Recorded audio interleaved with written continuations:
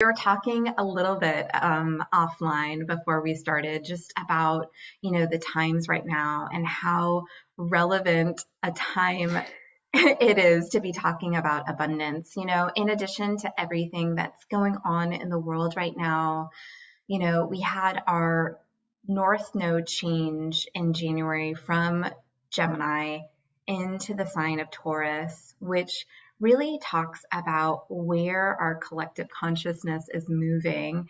And Taurus is really all about ownership, it's about self worth, it's about our value, it's about embodiment, all these themes that are so deeply connected with abundance. Mm, So, yeah, I'm just yeah. feeling like there's so much to unpack and explore. And, before we really dive in, I would love to hear more about your personal journey and how you were able to really discover this passion for unlocking abundance. Mm, yeah. When you were doing the intro, talking about going to school, having the job, and then working, and that's how we make money, it brings back a lot of memories because that was me. That's exactly my journey, is growing up following what my parents wanted me to do, which was to study pharmacy and going to pharmacy, doing the job, getting to a role where I was managing the hospital pharmacy, and then having children. And that just completely changed everything. And it really woke me up to go, oh, this isn't the life that I want. And I started really looking outside to see what else is there that I can do. But when you are in the healthcare environment, you don't really look for opportunities outside of healthcare. It's not usual. And so I found it quite hard to see opportunities because I was skeptical. I was like, is it going to really work? Does that really work? I mean, all these thoughts were playing in my head. But, I kind of dipped my toes into little things. And usually when you start out looking for things, the first things that come up are network marketing or MLM type of opportunities, and they were not for me. But then I went back to work after my kids and my first child. And when I had my second child, I kind of knew that I wasn't going to go back to work, but I had no idea what it was that I was going to be doing. And a year before I went on maternity leave, I had bought a course on how to share trade, particularly on the US stock market, and with a strategy called covered calls. So I went, okay, I'm going to do this. I'm going to do this. So as soon as I went on maternity leave, I did the course. And I remember sitting at the hospital after I delivered my baby, talking to the coach, putting trades in. And that was the beginning of my share trading journey. I mean, I share traded before. My dad was always very much like, you need to learn how to invest, you need to learn about the stock market, property. So I was into all those things, but it didn't really, I don't think I was ready for it at that time. And I think because my dad told me to do it, I went, nah. But once I started doing this, it really started unlocking a whole lot of things. I started seeing opportunities everywhere because I realized I didn't need to work 9 to 9, like 9 to 5 or 12. I was working 12, 14-hour days before, working hard for, my money. But learning this strategy, I went, oh, I don't need to. And I can actually replace my full-time 6-figure income as a pharmacist. And I was working less than an hour a week. So it was just like so profound. Like, oh wow, how does how does this how is this even reality? Because being brought up, my parents owned a restaurant, very stereotypical Chinese immigrant family, grew up in a restaurant, worked in the restaurant, so working hard, I had a very good work ethic, going to work. I was the hardest working person at work. I can say that. So really when I discovered this particular strategy, which, is what I teach now, it was very eye-opening, very profound. And it started making me realize, oh, what is abundance? What is being, people talk about attracting money or making money really easily. I went, oh, this is what it's about. So then that's when I kind of dived in to understand it more. And when you look at share trading, it's very masculine industry, profession. My mentor is a male, very aggressive male, and I mean I love him to bits, but that's the stereotypical image of the stock market. Very aggressive, very masculine. So then as I started going on my journey, I actually went, I'm going to start bringing into more feminine components into it, using intuition and really aligning my energy with the markets and with myself. Mm, And I realized that when my energy was off, my trades weren't going as well. And I can pinpoint whenever I lost big chunks of money, what was happening in mm, my life and what I was feeling energetically, what I was doing. And so then I went, oh, this is what abundance is like. It's really mm. finding that alignment. Yeah. Wow. There is so much in your story that I can relate to and that I want to unpack. Mm, Just on a personal level, my father is an immigrant from Calcutta, India, and I feel as though, that work ethic was deeply ingrained in me. And it's a beautiful gift, right? Like there's mm, nothing wrong with working hard. But at the same time, I feel as though for me, for a large portion of my life, I held this belief that I really needed to work as hard as possible, those 12 and 14-hour days, and in order to be successful.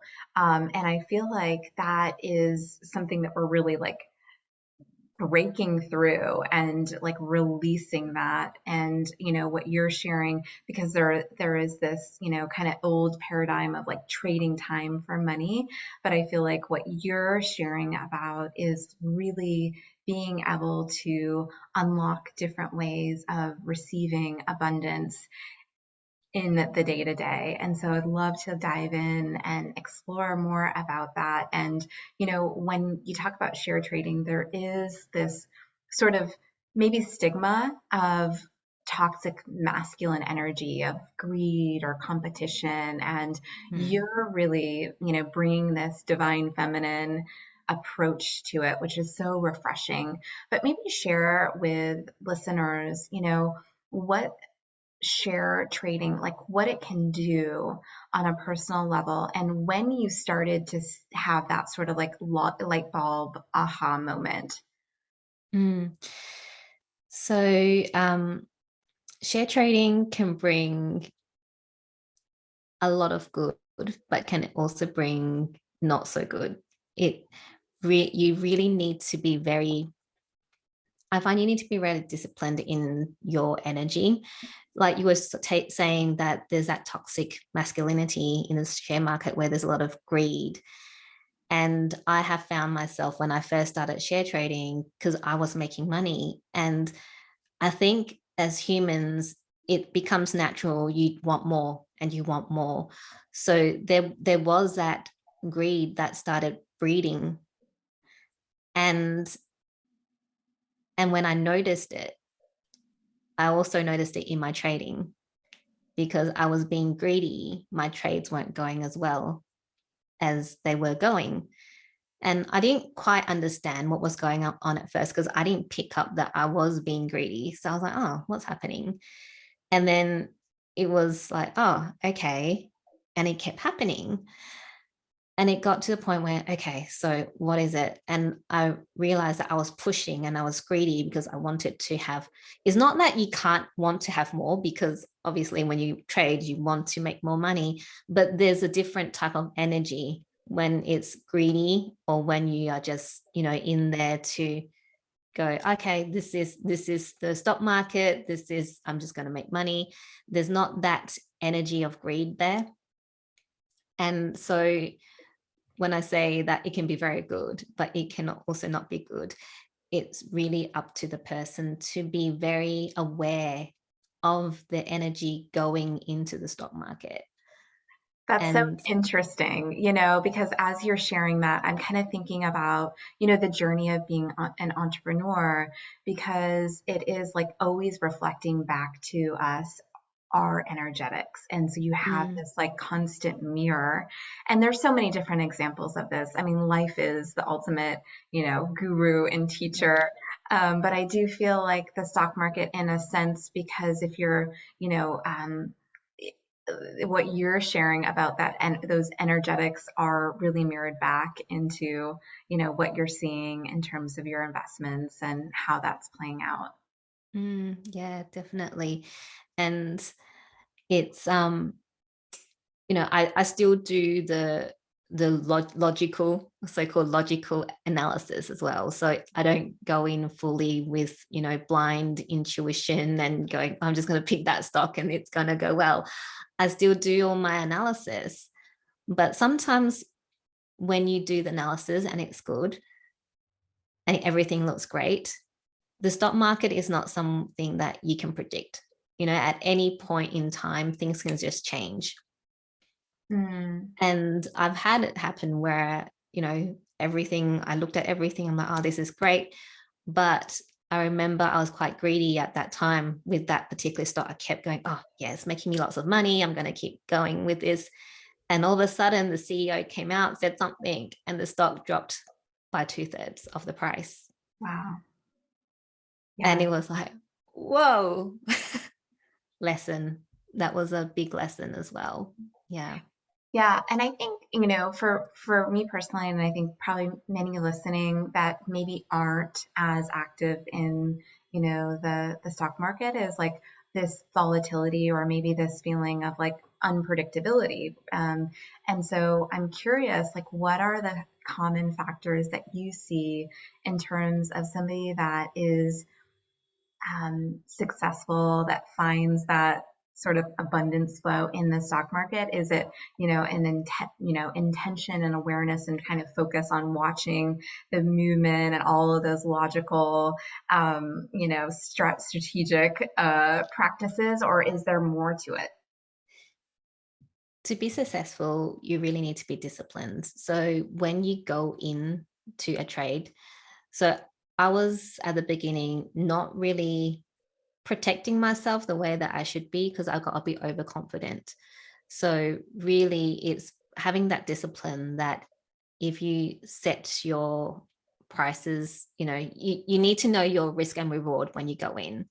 So if your stock, if your trade changes and you're supposed to get out because that's what you said before you put the trade in and you don't, that's usually when it doesn't go too well. So is having that discipline, and really, like I said, not having that pushing energy, not having that greed, not having that fear, is not being reckless, fearless, but not being able to recognize that, the stock market gives us all the information, and to make sure that you don't get blinded by your overconfidence or by your fear when you go in, because everyone gets the same information. When you look at the stock market, it's the same chart, you get all the prices, you get all the company information, but why are some more successful than others?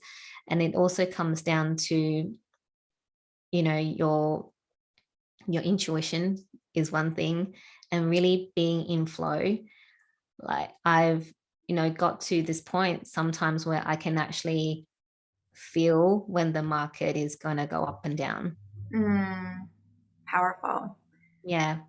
But you need to not get in your head and overthink things, because when you first start out, you're like, oh, there's all these things. And keeping it simple is very important, not Yeah. over analyzing. So when I teach, is like when I teach students to look at their technical or fundamental analysis as well, is keeping it very simple. You don't want to be going, oh, there's this analysis and this type of analysis and Bollinger Bands and, RSI, ADX, all the different things that you can do, because then you're going to just freak out and not even put a trade in. So, and fear of missing out is another one. So there might be stocks where everyone's like, oh, you need to get on this stock because, it's What going are up some right of those now. stocks right now? I don't look at those stocks. So yeah, so at the moment the market is just so volatile. So I've actually taken a break for the last couple of weeks from the stock market. But you can easily find those stocks, like if you just Google like meme stocks, the Mm-hmm. stocks where people are talking about on Reddit. So I don't know if you've heard of GameStop.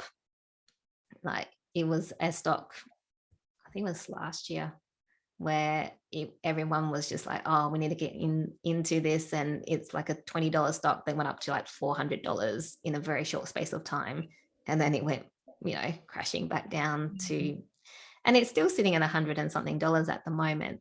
But it's the stocks where you don't want to get in when it's gone past the the profit, where you can profit from it, because you're just adding to the fuel where you're then going to go, okay, you might get in a price when it starts dropping and you don't know when that's going to happen. Yeah. Yeah, that's interesting. It's interesting. I was thinking about this conversation this morning, and I was kind of comparing it to, entering business school. And for me, it was like the finance and the statistics, like those classes were really overwhelming for me, because that's not my area of expertise. But, somehow, I was able to develop the language and the understanding. And, it's like you kind of, okay, like it just starts to become like you get familiar with that language. And I feel like for anybody, there is a learning curve with anything that's new, and the stock market is certainly no exception. But what would you say, like if somebody is listening and they're like, yes, like I really want to create additional revenue streams and have, access to, different ways of investing, what would you say like the learning curve is? How long would it take from, getting started to, being sort of proficient to start investing? Yeah. It depends. Everyone learns differently. So for myself, I learn very quickly.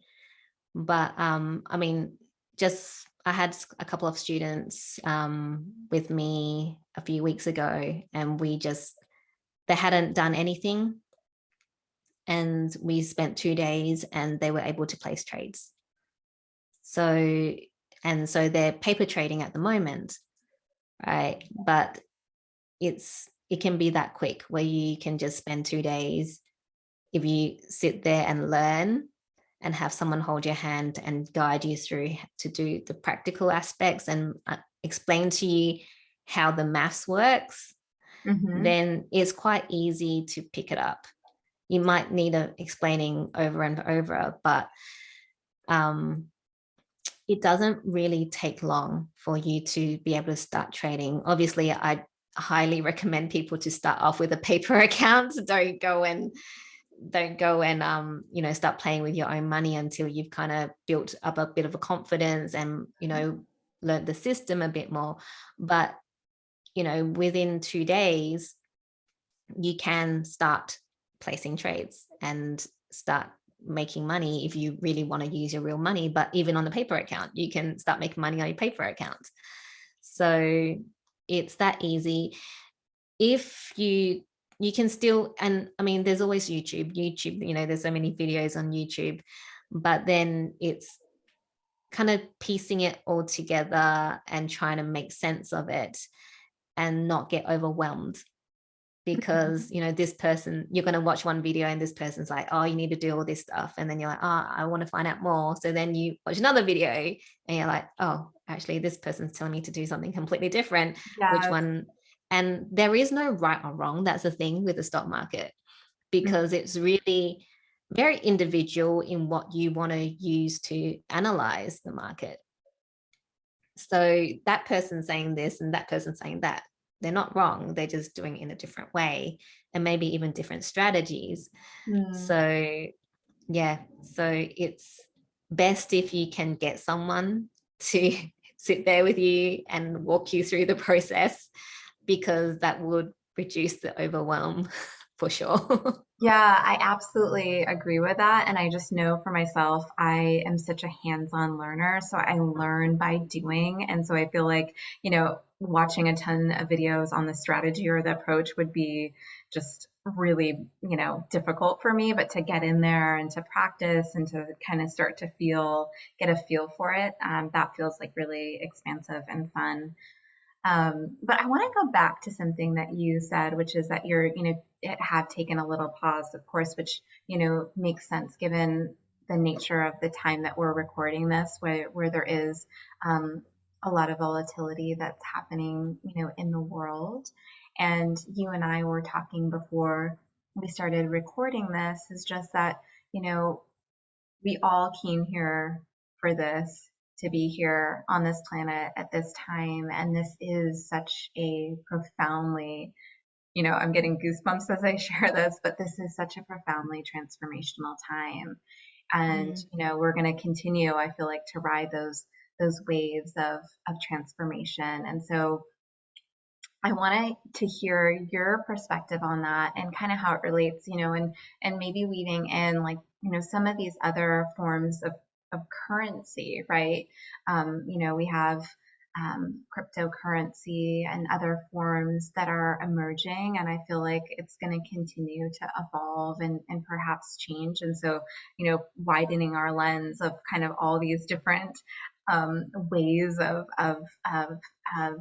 seeing currency in our world and also navigating that, it can feel sometimes overwhelming. So, what would you recommend to kind of, help us as we're riding these waves?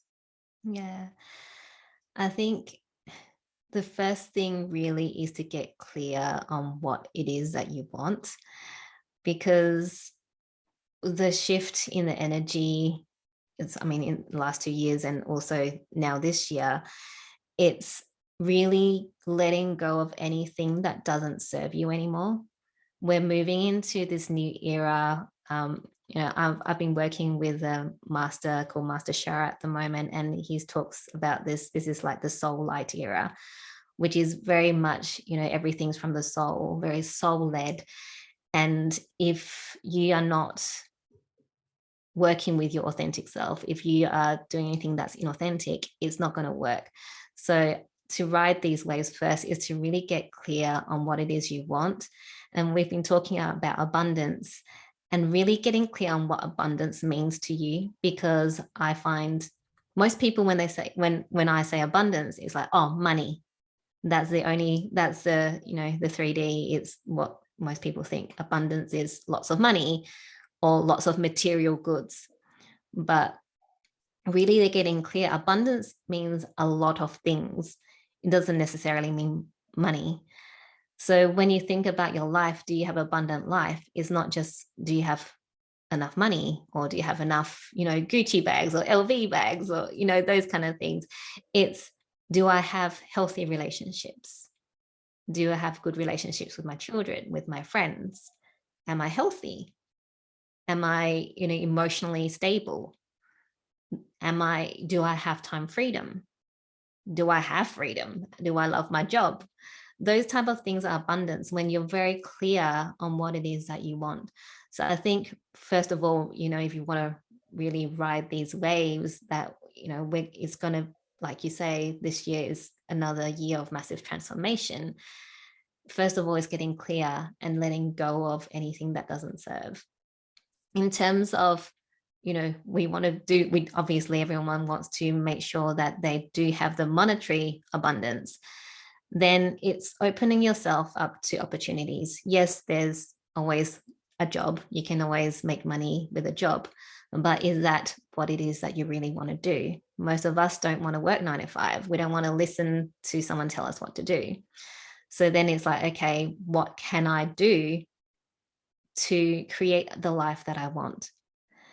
So if it's still working your 9 to 5 and then a side hustle to make money that way, yeah, sure, go for it. And then that side hustle might eventually become something that replaces your income. But what we've seen in the last 2 years is that you can't live off one income source. So that's why it's so important. That's why I want to teach this strategy to people, to make them understand there's other ways to make money. And whether it's adding to your existing income or replacing your income, you need another income stream. You can't have just one income stream. So whether it's share trading, whether it's cryptocurrency, whether it's some other form, a network marketing opportunity, starting your own business, whatever it is, you need to find something that's, to bring in more abundance. And to be able to see opportunities, that's the other thing. I find when share trading is not so bad because people know that, what share trading is. But when you start talking to them about, different ways that to make money, for example, at the moment, I'm doing something where I put money in and I get like about 4 to 5% return a week. And people are like, you know, what is this, right? And I've been doing it for nearly a year now, so it's been great. Money just comes in, and I don't need to really do anything. But when you present it, and I've presented it to my friends because I want them to have abundance, because you want to share it when you've discovered something that's good.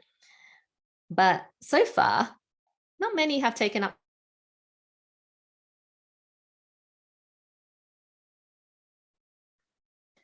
So even though, you know, I'm doing it and I'm their friend, I wouldn't want them to be scammed. So I wouldn't tell them something that is a scam. But it's that scarcity mindset where you don't see opportunities. So Mm. opening yourself up to opportunities. And yes, there are scammers out there. Personally, I've been scammed before, and sometimes even the most conservative person can get scammed, because that's what scammers do. They make you believe that what they have is true.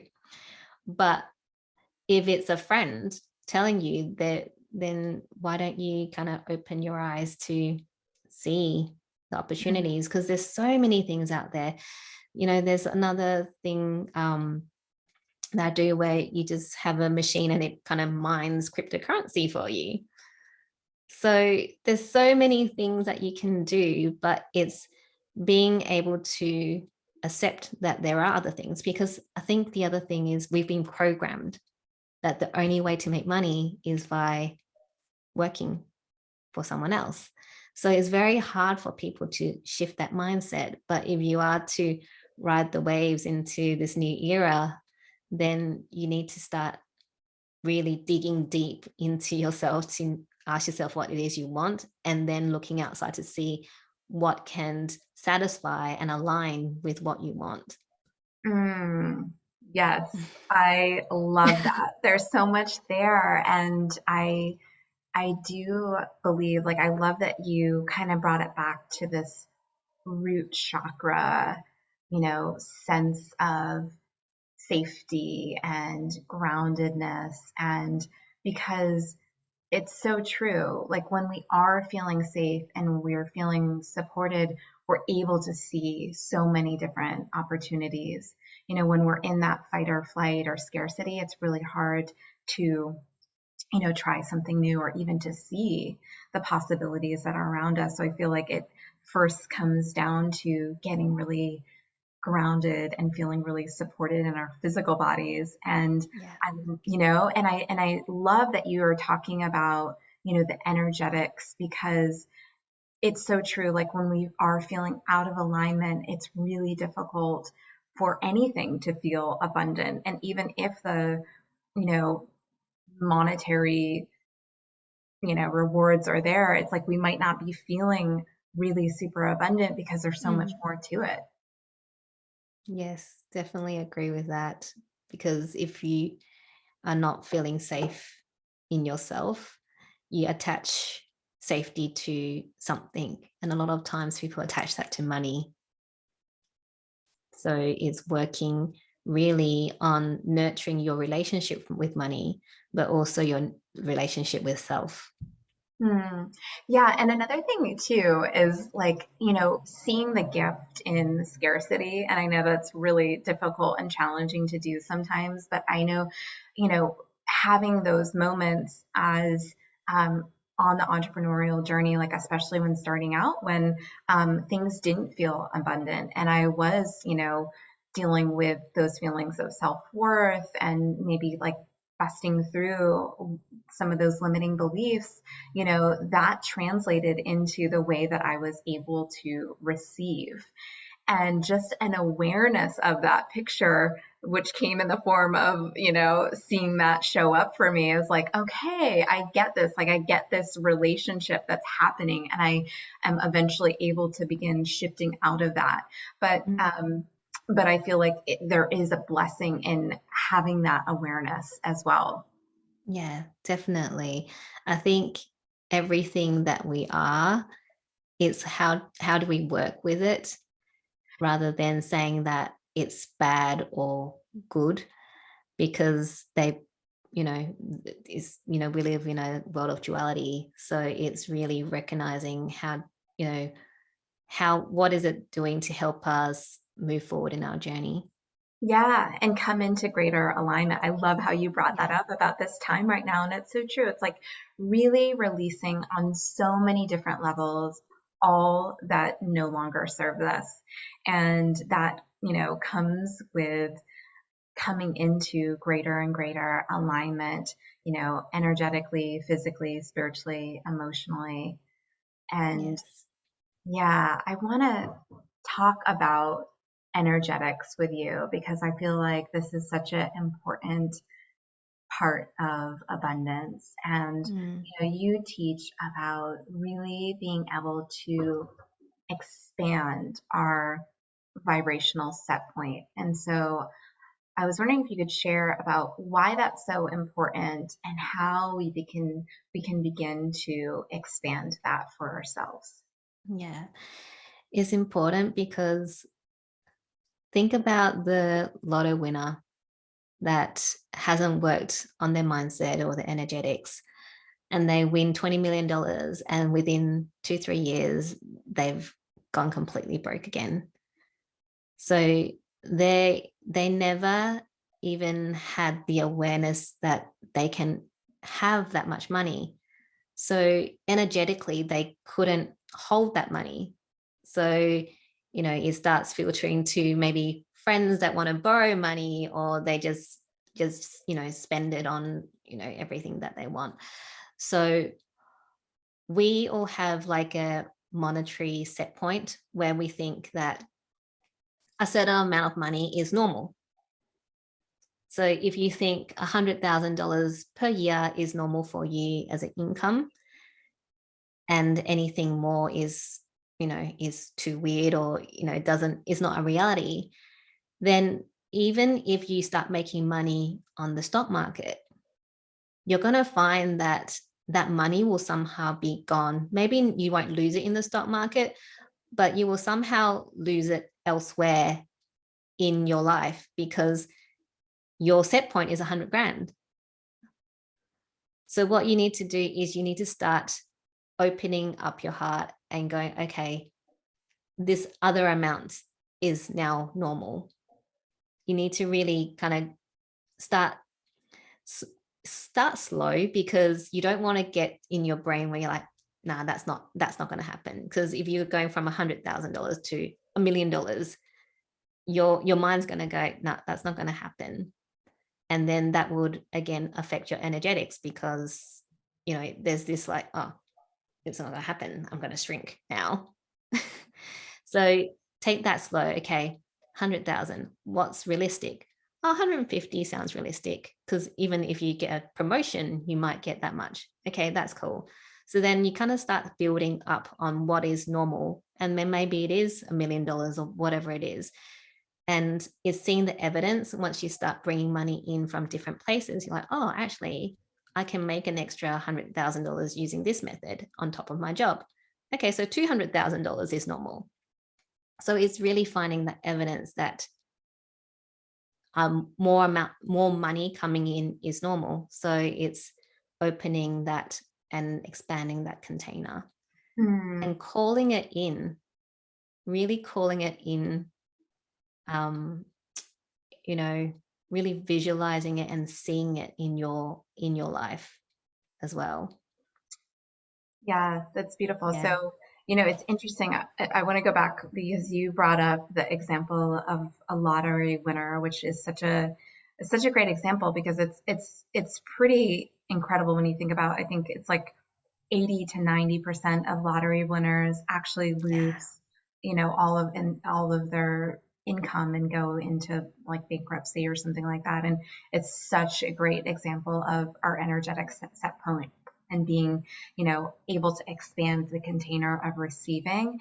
And I want to expand on what you're saying about the energetics because I feel like this is so important and this was a game changer for me. Like you brought up the example of money and being able to visualize that. And I think also too is like expanding the energy that we're able to just experience, like raising our vibration in all ways, shapes, and Mm, forms, to be able to feel a new energetic reality and being really in touch with all that we're receiving. So for me, that was a huge part of it was to really attune to all the ways that I was already receiving and invite more of that because I feel like mm, and this may go into a block and I'd love to get your perspective on this, but I feel like a lot of times there is a block around really receiving and mm. allowing. Yeah. Receiving is very hard for most people. Just think, even if your friend goes, oh, I'll buy you a coffee. And he's like, oh, no, no, it's okay. I'll buy it myself. Coffee doesn't cost much, right? But you already are blocking yourself from receiving. Although it's a small amount, that's already blocking your ability to receive. So when if you're blocking small amounts, then when bigger amounts come, then you've got a bigger blockage there. So it's really important to receive with grace. And like you say, really notice all the abundance that comes in.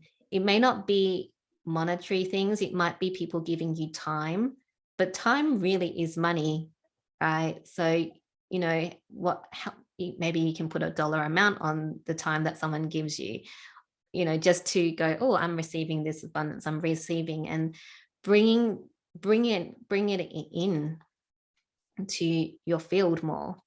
And Mm, really, like, the most important thing is really feeling it, because you can go, oh yeah, I'm going to bring more stuff in, oh yeah, I'm going to, you're saying it, but you need to really feel it in your body to expand. Because if you don't feel it, it's just another like checklist. Oh yeah, I've done that, tick tick tick. And I used to be one of those people when I first mhm, started, going, oh yeah, I've done my work, I've ticked it off, but I wasn't actually doing the work. It was just like, oh yeah, I'm gonna say that this is normal, but until you really feel it and you can see it in your mind's eye and really believe it and embody it, then it's not going to happen. mm. So I so really feeling, connecting the emotions with it, like emotions of, like, feeling joy and happy and love and peace, and the gratitude, high vibrational energies that will help to attract more abundance into your life. That's how you attract it. Because if you're like going, oh, I'm going to attract more money, and you don't believe it and you're in fear and you're shrinking, it's not going to expand your money container. It's not going to expand any container. Yeah. Yeah, I mean, I feel like we can't focus on this piece of it enough because I feel like this is the transformational work is around really visualizing and allowing yourself to connect with abundance in all forms. And I love the term superabundance. It's actually a gene key, one of the gene Mm, keys, superabundance. But for me, that's like this multi-dimensional experience of abundance. And, when I go back, it's like I don't know, it's interesting. It hasn't been as much about money, but it's been about freedom. And that for me is such a core value. And I did find myself so much of like that, what we were talking about before is like that go, go, go kind of working around the clock. And so for me, like opening up to greater abundance was about opening up and expanding to freedom and what that might look like to have spaciousness in the day. And so yeah. what I would do is just like when I could see that shift taking place and I was allowing myself to feel more freedom, to feel more spaciousness is to really, really like acknowledge that and appreciate it and celebrate that with gratitude, because I feel like that feeling of gratitude is able to like really expand and attract even more. Yeah, definitely. For me, it's my family is healthy, like the health, because really wealth health is wealth. If you don't have your health, doesn't matter how much money you have, it doesn't matter. So, I'm always grateful that my family is healthy, that, we haven't, none of us has any health issues, and we live a, pretty healthy life. So when especially with children, I think because I've got two young kids, it's for me, like I'm working in a children's hospital before where I've seen very, very sick kids. When I see my kids being healthy, there's just that so much gratitude there for me. Health, freedom, those are the two things. And I think once you, like you say, like we were talking before, abundance is not just about money, but when you start bringing in abundance in always different forms, the money will come kind of automatically. It just comes. So, as well as expanding your money container and seeing that dollar amount, it's, also expanding your ability to have better health, more freedom, like what I mentioned before, really getting clear on what abundance means to you. Yeah. We've talked about the mindset around abundance and some of the energetics around abundance, but I would love to explore sort of like the physical nature of abundance because for me, this piece is really important. And, it's just that feeling of being in my physical body and, being feeling just alive and feeling in Mm, flow. And I feel like that translates to greater flow with the universe as well. So I'd yeah. love to know like what that experience is like for you. And then also if you have any maybe abundance rituals or that you might be able to share. Yeah. So I know when I'm not feeling abundant is when I'm very distracted. And it's like my mind, my spirit, and my body are just three separate things. That's when I know I'm not feeling abundant or things are off. So for me, it's really important that I put everything back in to my body so that I feel grounded. So I think being grounded is really important to bringing in abundance because, like we talked about, is where you feel safe and secure, and that helps you to bring in the abundance. And so that's what I feel like in my physical body when I feel abundant is being grounded is where I feel that, everything. in my body is lined up and feels good. There's not that um, mind chatter. There's not, that distraction and lack of clarity and lack of focus. I'm very, aware of how I'm feeling in my body. And what I do in the morning when I wake up is journaling, because I love writing, and it's very important that I do write in my journal every single morning, because I've noticed this morning, I didn't this morning because I ended up sleeping in, which is not normal for me, but I woke up and then I fell back asleep and then I went, ah. So I missed my journaling, and this morning just felt completely off for me.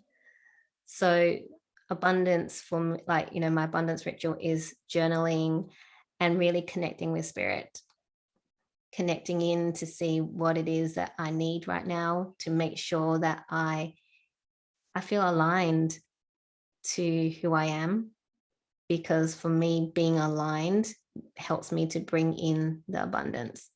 So connecting with spirit every morning, doing my journaling, doing my breath work. Lately, I've been really into DMT breathing.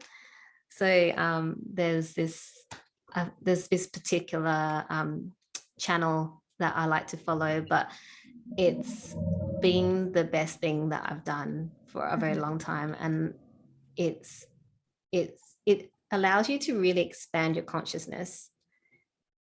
Yeah, your mind just kind of goes blank and you can receive messages. And yeah, I just love it. DMT breathing.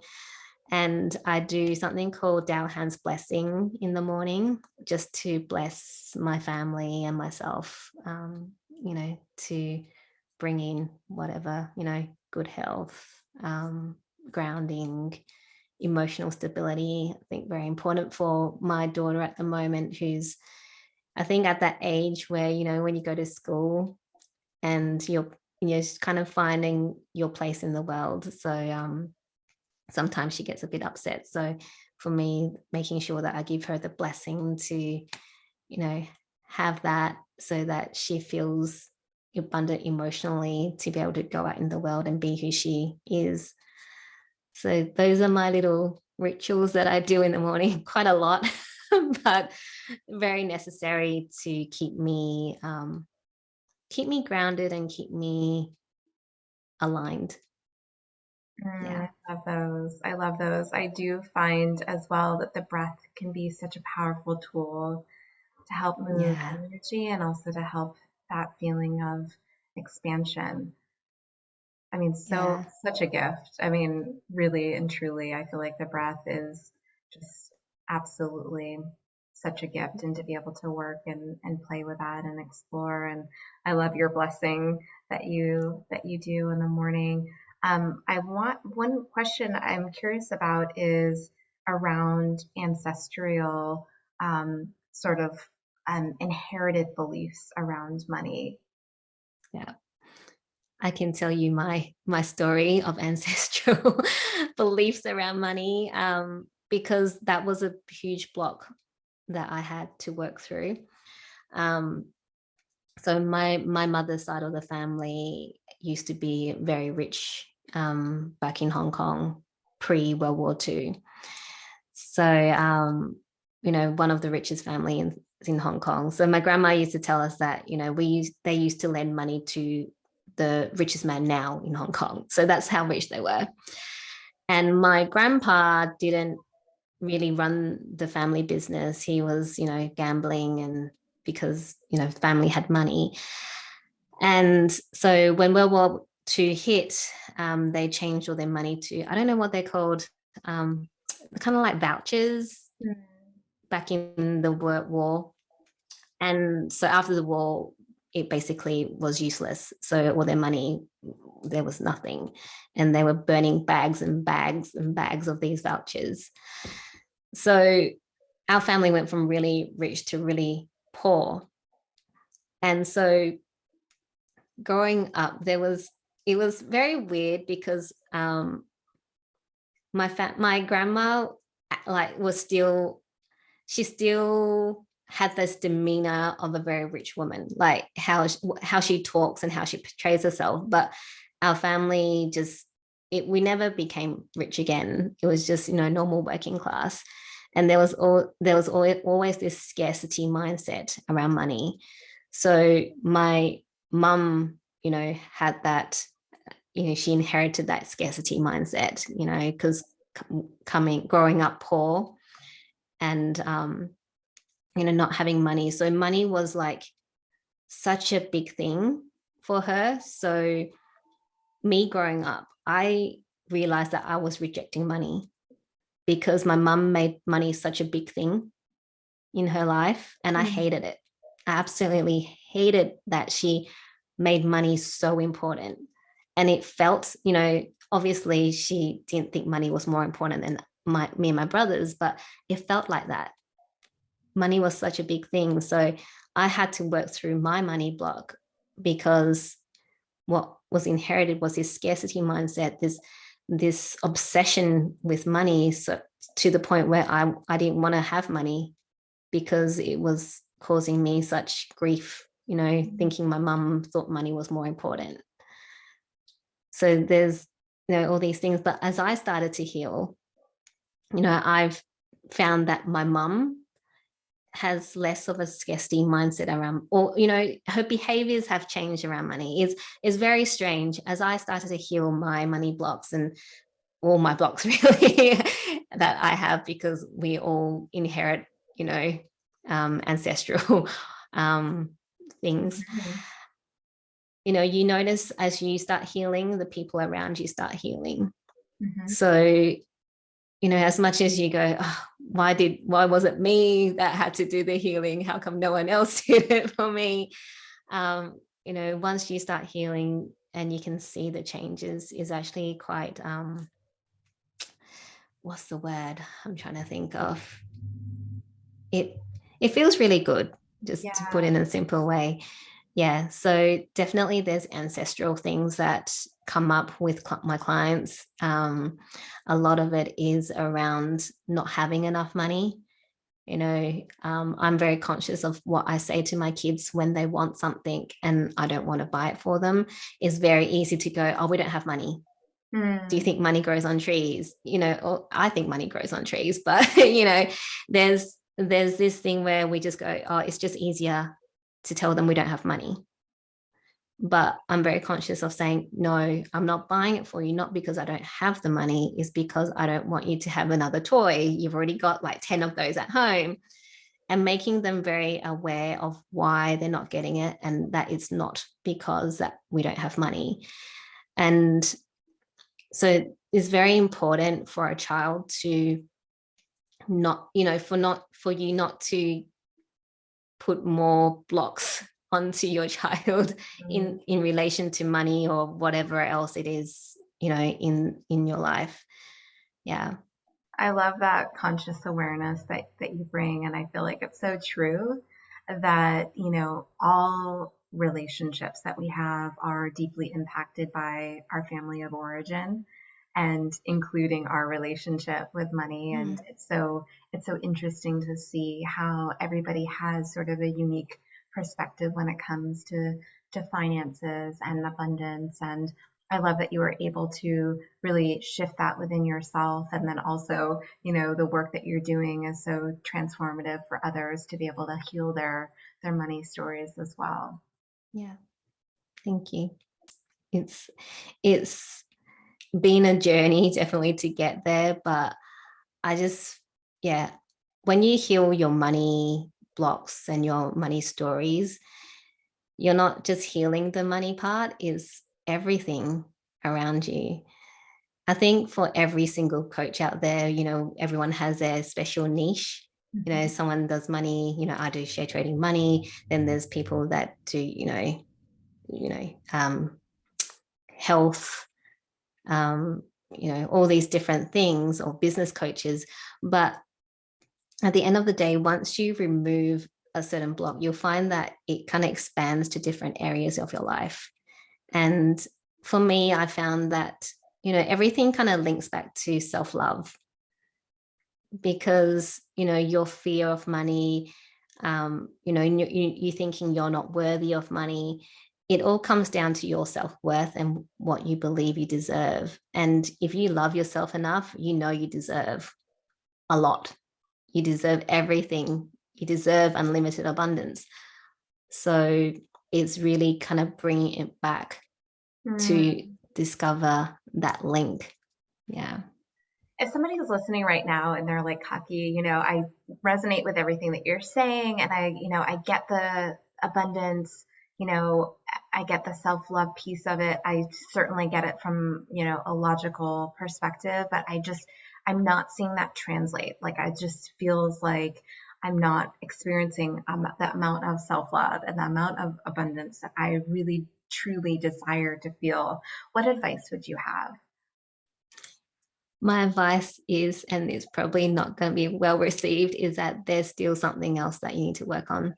There's some fear that's still holding you back.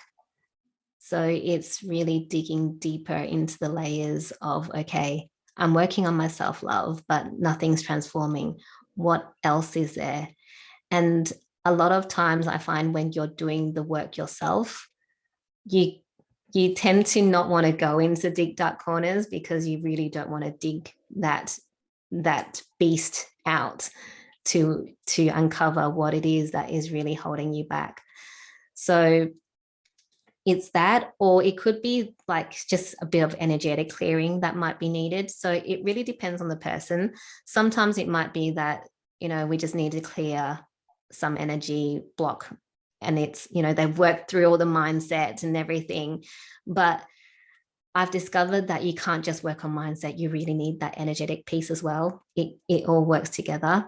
So it may be that, that person's worked on all the mindset stuff, but they need to have that energy clearing that goes with it. And once that they've cleared that energy, that blockage, then they will find that, things will start flowing.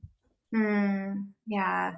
It's so Mm, interesting that you bring up the self love piece because I feel like that's so important and so connected to really everything that we experience. It really yeah. does all come down to self love.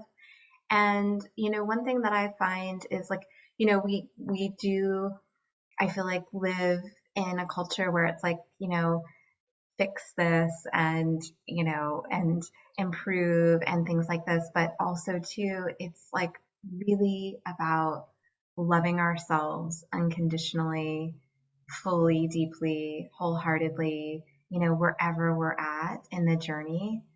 Yeah. And I was thinking about this morning as like on a physical level or on an emotional level, or whether it's, something that we're desiring to see manifest in our lives, is like, can we fully, truly love ourselves, in this moment, with everything that we have, exactly where we are.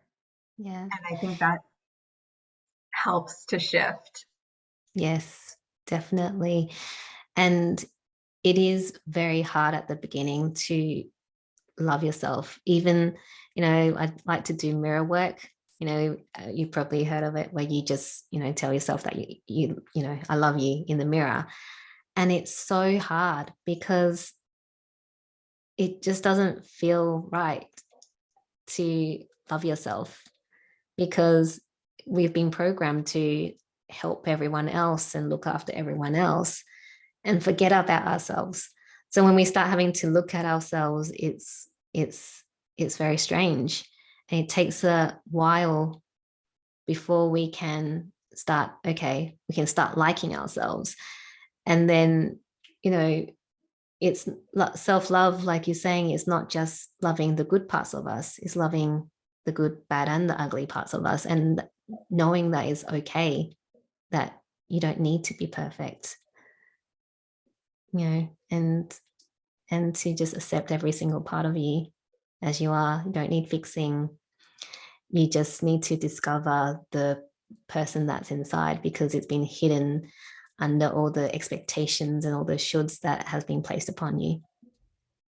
So true. I absolutely love that. I have chills, and I think it's so true. It's like, it is a journey that we're going on with self-love and abundance. And I love that how the two are so correlated. It's like we might not go from, having some of these limiting beliefs or beliefs about ourselves to, being so madly deeply in love with ourselves overnight, but to be able to notice that shift, whether it's self love or whether it's abundance, and to feel that container of love and abundance expand is such a beautiful feeling. Mm, it is. It's definitely something that needs to be experienced by everyone. Yes, yes. And I want to explore some of the really beautiful and fun offerings that you have currently, because you are doing day trading parties, which, feels like an oxymoron at first. And then you're like, oh my gosh, this is so fun. You're really bringing like an innovative, fun, divine feminine approach to, gathering and community and, really connecting with abundance. So please share with our listeners where people can go to learn more about your offerings and just a little bit about what they can expect. Yeah, sure. So the best place to find me, well, you can go to my website, which is www.kakilee, KAKILEE.com. My name's pretty easy to spell. Or you can find me, I hang out on Instagram mostly. And so that's at abundance with Kaki Lee. And you'll find I don't like doing webinars, so you'll find a very short video on my website about what my offering is, but I offer a 2-day learn to trade. I've changed it to immersion.